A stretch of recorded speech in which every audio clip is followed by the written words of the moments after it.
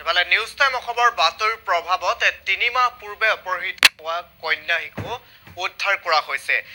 লখিমপুৰ জিলাৰ বগীনদী থানাৰ অন্তৰ্গত মৰিদিঘা গাঁৱৰ নিবাসী যাদৱ 7 বছৰীয়া কন্যা সন্তান বৰষা নেওগ যোৱা 5 জানুৱাৰীৰ নিজ ঘৰৰ পৰা অপহৃত হৈছিল। নিউজ টাইমত বাতৰি সম্প্ৰচাৰ হোৱাৰ পিছত গাঁৱৰ জিলা প্ৰশাসনৰ বগীনদী আৰক্ষীয়ে অৰুণাচল আৰক্ষীৰ লগত যোগাযোগ কৰি অৰুণাচলৰ গংগা বস্তিৰ পৰা কন্যা শিশুটিক উদ্ধাৰ কৰিবলৈ সক্ষম হয়। এই সম্পৰ্কত আমাৰ লখিমপুৰৰ সাংবাদিক জিয়াউল আলীৰ এক বিশেষ প্ৰতিবেদন আপোনালোকলৈ আগবঢ়াইছো।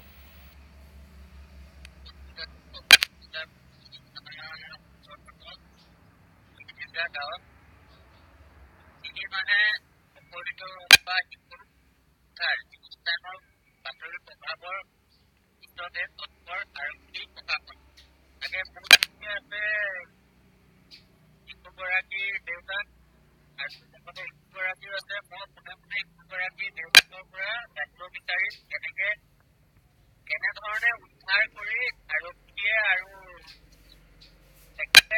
লগত কৈছিলে কেনেধৰণে